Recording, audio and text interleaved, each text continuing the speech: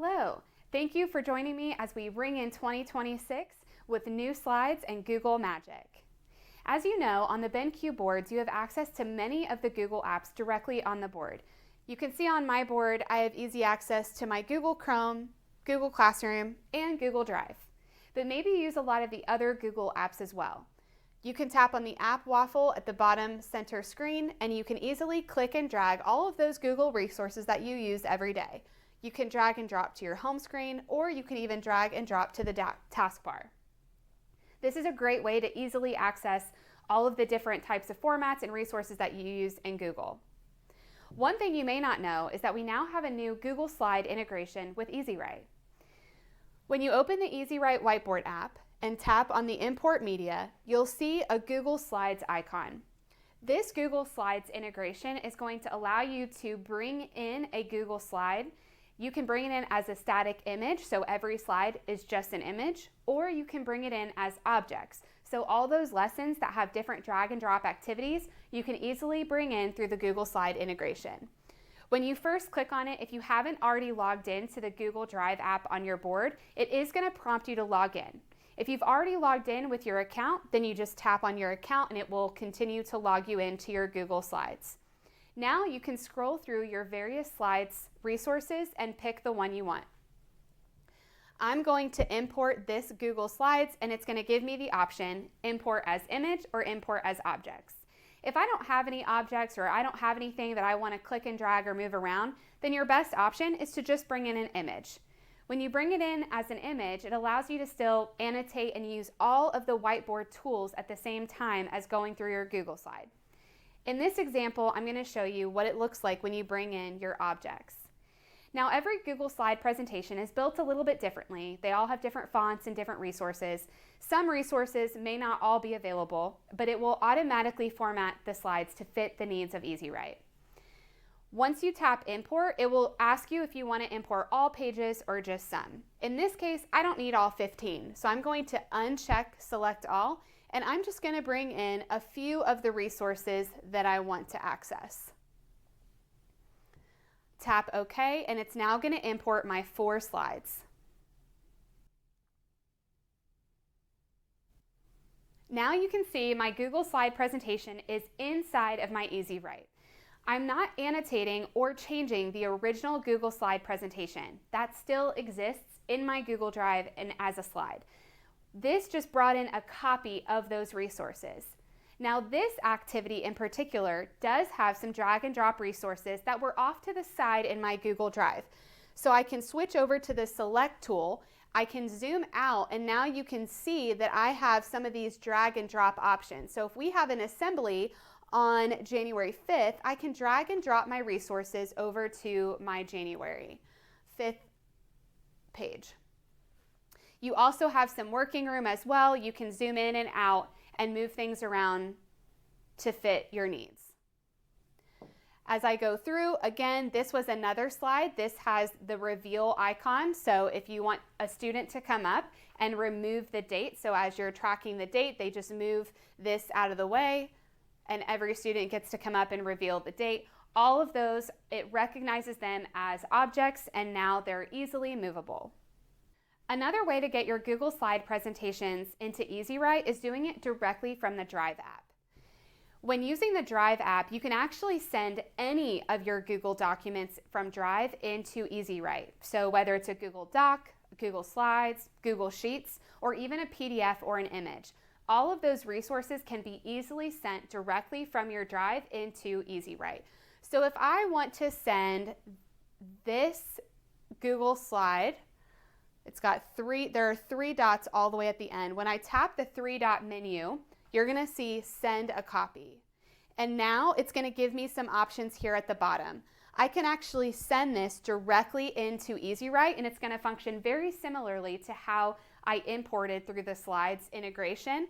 It's going to ask me which pages do you want to import. I don't really need all of them. I only want these 2 pages. Tap OK, and it's now going to import those 2 pages. So now I have access to my slides directly in my whiteboard. Again, I'm not editing the original slides. This just sent a copy straight into my EasyWrite whiteboard.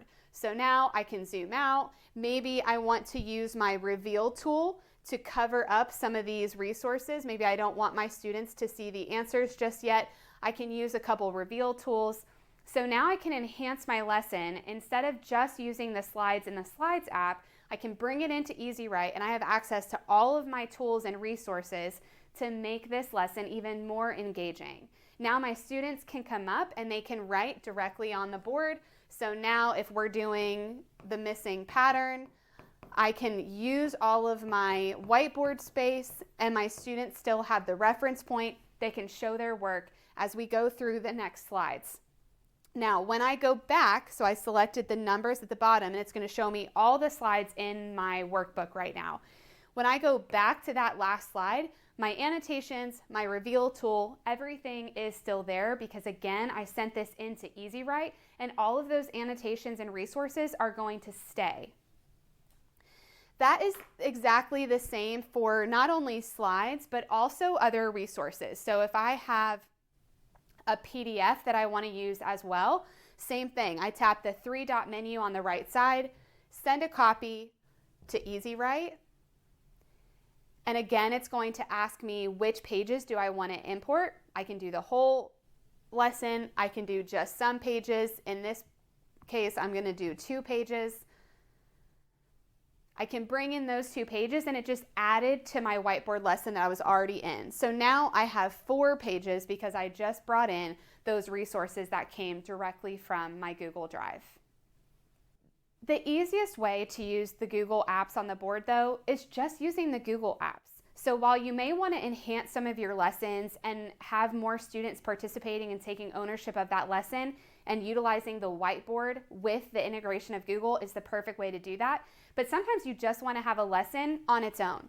So again, I'm going to open my Google Drive and now I can pop into my Google Slide presentation. This popped out into Google Slides. So now I'm just looking at my presentation in the Google Slides app. I can click the present button to present directly on my screen. And now I can use the remote to lead through my entire presentation. So I can use my remote as a clicker and I'm able to go through all of my lesson resources without having to actually be at the board because now I can walk around the room, I can facilitate instruction, all with having the remote as a clicker. In a case like this, if I want my students to come up and annotate, they can use the floating tool, which always exists on the board. So that green circle that you see down there is our floating tool.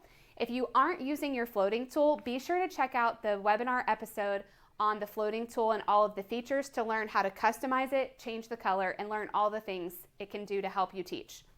In this case, I would easily be able to come up, my students could come up, grab the floating tool, and now they can work out the problem. So if they're doing 2026 plus 199, but I want them doing that work, I want them coming up and showing different examples, being able to use my Google Slide in presentation mode and utilizing the floating tool allows for modeling student participation as well. I can just tap the floating tool again to make those annotations go away, and now I can go through the examples that I've already pre-built inside of my presentation. Another great thing about the Google integration is once you sign into one of the Google apps, it signs into all of them. So whether you sign into Chrome first, or Drive, or Slides, or Docs, it will sign you in to all of them. That being said, I don't know about you, but a lot of times I have tons of bookmarks saved in my Chrome browser. All of those bookmarks can sync over as well. The very first time you sign into your board, it's going to ask you if you want to sync. You can also go into your settings through the Chrome browser and be sure to sync all those bookmarks. But a time-saving tip is add those bookmarks directly to the home screen. You can access the Chrome bookmarks through the All App waffle at the bottom of the BenQ board. You'll see all of the apps here, and you have a tab called Widgets. Within the widgets, there is a widget called the Chrome bookmarks. You can tap and drag over to your screen. If you don't want it on your home screen, you can always drag it all the way to the right side and it will shift to a new home screen. And so now you can have 2 screens. You can have all your apps on this one and you can have your bookmarks here. You'll notice at the bottom, I do have some of those Google apps that I put on the taskbar. The taskbar will always stay regardless of which screen you're on. So now when I swipe over here, I can come into my bookmarks and now I can see all of those resources that I have bookmarked for easy access. Thank you for joining me today, and hopefully you learned a few new tips and tricks with utilizing the Google Apps on your BenQ board.